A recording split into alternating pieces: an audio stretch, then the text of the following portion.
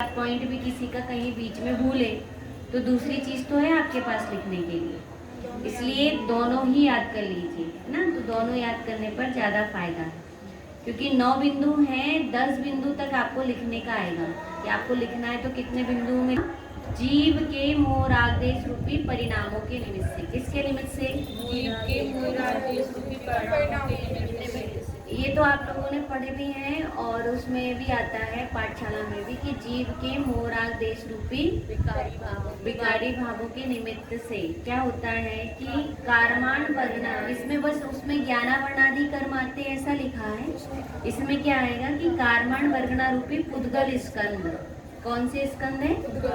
Karman वर्गणा के स्कंद। आपने वर्गणाएं पढ़ी है ना पहले वाले पेपर में कि वर्गणाएं कितनी होती है, तो इसमें भी कहा कि जो वर्गणा है तो उसमें वर्गणा में कौन सी वर्गणा कह दिया कि कारमान वर्गणा। कौन सी वर्गणा है? कारमान वर्गणा। तो कारमान वर्गणा रूपी पुद्गल स्कंद जीव के साथ एक क्षेत्रावगाही बंध की अवस्था को प्राप्त होते हैं। ठीक है कि क्या होता है कि ऐसा होता है कि ये जीव था और वहाँ से कौन आया कि यहाँ पर मोह राग देश परिणाम हुए। जैसे कोई जीव है और उसने क्या किया कि हाथ में अपन ने तेल लगा लिए, तो तेल लगाते ही धूल क्या हो जाएगी? चिपक जाएगी। तो जैसे तेल लगी हुई, तेल जैसे शरीर में अपने आप तो धूल नहीं चिपकती, कब चिपकती है? या तो तेल हो या अपनी ऑयली स्किन हो, है ना। यदि ऑयली स्किन हो तो भी क्या होगा कि आकर वहाँ से जो मतलब धूल है वो आकर चिपक जाएगी। तो जैसे धूल चिपक जाती है, या अपन कोई भी चीज़ लेते हैं ना, जैसे गम है और गम है आपके पास और आपने गम लगा दी, तो एक पेज को दूसरे पेज से क्या कर देगी? गम चिपका देगी। तो वो क्यों चिपका दी? कारण क्या था कि उसमें चिपकने वाला पदार्थ था। तो ऐसे चिपकने वाला पदार्थ है मोह राग द्वेष। चिपकने वाला पदार्थ क्या है? मोह राग द्वेष। तो इसलिए कहा कि जीव के मोह राग द्वेष रूपी भावों के निमित्त से। किसके निमित्त से? जीव के मोह राग द्वेष रूपी भावों के निमित्त से। जैसे जीव है तो जीव के मोह राग द्वेष रूपी भाव हैं, तो इनके निमित्त से क्या होगा कि इनके निमित्त से कारमान वर्गणा। कौन सी वर्गणा?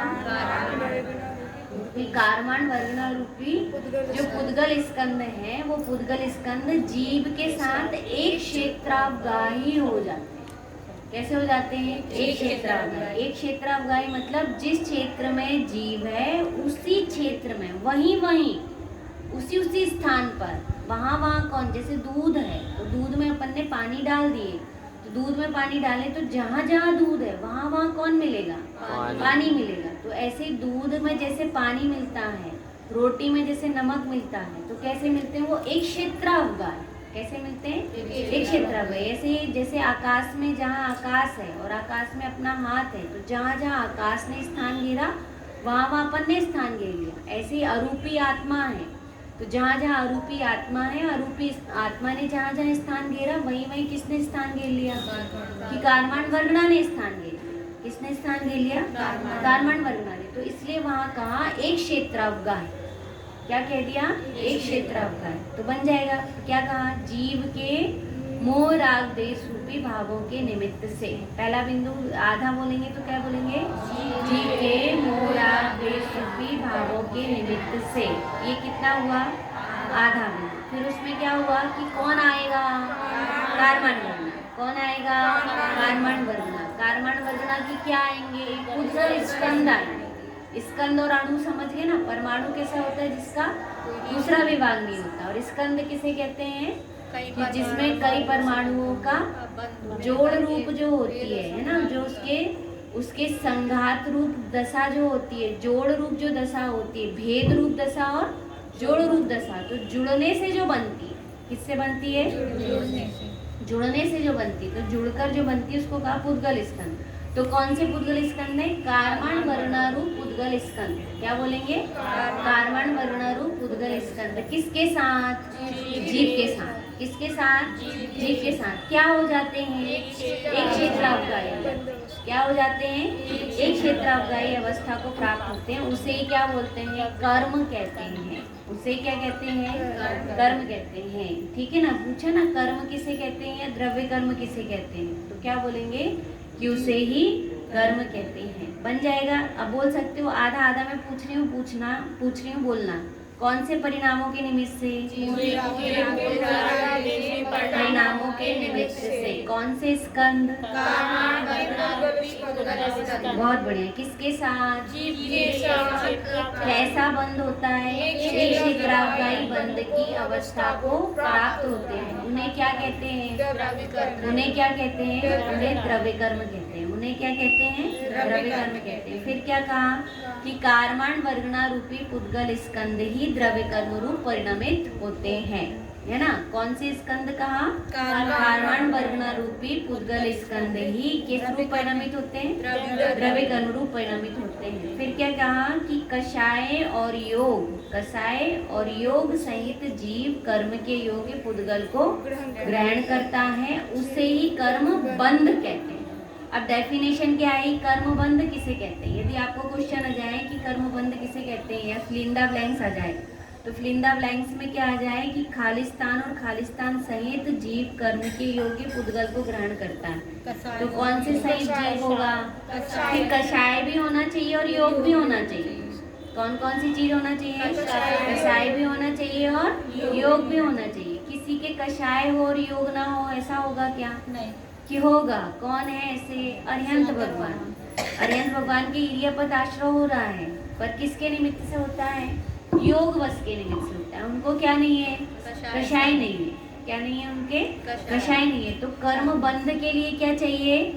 कषाय भी चाहिए और योग भी चाहिए। तो क्या कहा कि कषाय और योग सहित, कषाय और योग सहित जीव कर्म के योग्य पुद्गल को ग्रहण करता है। कर्म के योग्य पुद्गल को ग्रहण करता है। ठीक है। वो पुद्गल को ग्रहण कब कर पाए? जब कषाय भी हो और योग भी हो। एक चीज भी ना हो तो काम नहीं बनेगा। ठीक है, समझ में आया? तो इसलिए यहाँ पर कहा। अब क्या कहते हैं? उसे ही कर्मबंध कहते हैं। उसे ही क्या कहते हैं? कर्मबंध कहते हैं।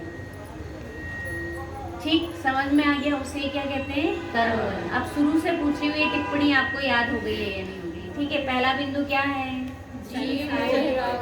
किसमें उलझा हुआ है? कौन सा जीव उलझा हुआ है? संसारी जीव। कौन सा जीव? संसारी जीव प्राप्त होता है। तीसरा बिंदु द्रव्य कर्म किसे कहते हैं? 8 कर्मों को द्रव्य कर्म कहते हैं। चौथा बिंदु भाव कर्म किसे कहते हैं? भावों को भाव कर्म कहते हैं। पांचवा बिंदु नौ कर्म किसे कहते हैं? को नौ कर्म कहते हैं। फिर छठवा बिंदु है कि द्रव्य कर्म से क्या फल की प्राप्ति होती है? पूरा द्रव्य कर्म के उदय काल में उनके भाव रूप, उनके फल स्वरूप भाव कर्म और नौ कर्म की प्राप्ति होती है। ठीक, उसके बाद फिर क्या कहा? किसकी प्राप्ति होती है? फिर क्या होता है? नवीन बंध कैसे होता है? हाँ, नौ कर्म के कारण क्या होता है? भाव कर्म में विशेषता हो जाती है। भाव कर्म विशेष हो जाते हैं। नौ कर्म के कारण भाव कर्म विशेष हो जाते हैं और भाव कर्म विशेष होते हैं। तो फिर क्या होता है? 8वां पॉइंट, नवीन कर्म का बंध होता है। इस प्रकार कौन सा चक्र चलता है?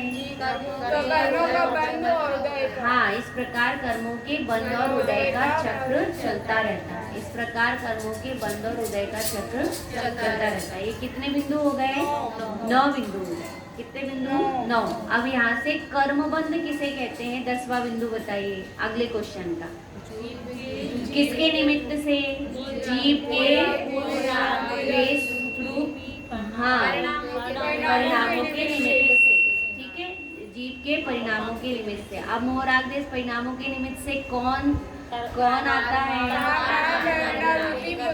स्कंद आते हैं। ठीक है, पुद्गल स्कंद किस रूप में वो हो जाते हैं? बंधते हैं। एक क्षेत्रावगाह रूप बंध अवस्था को प्राप्त होते हैं। ठीक है, इसे ही क्या कहते हैं? इसे ही कर्मबंध कहते हैं। इसे कर्म कहते हैं। इसे क्या कहते हैं? कर्म कहते हैं। कोष्टक में लिया द्रव्य कर्म। ठीक है, देख लीजिए उसमें ए और ई और ऊ नहीं करना। ठीक है, तो देखो उसमें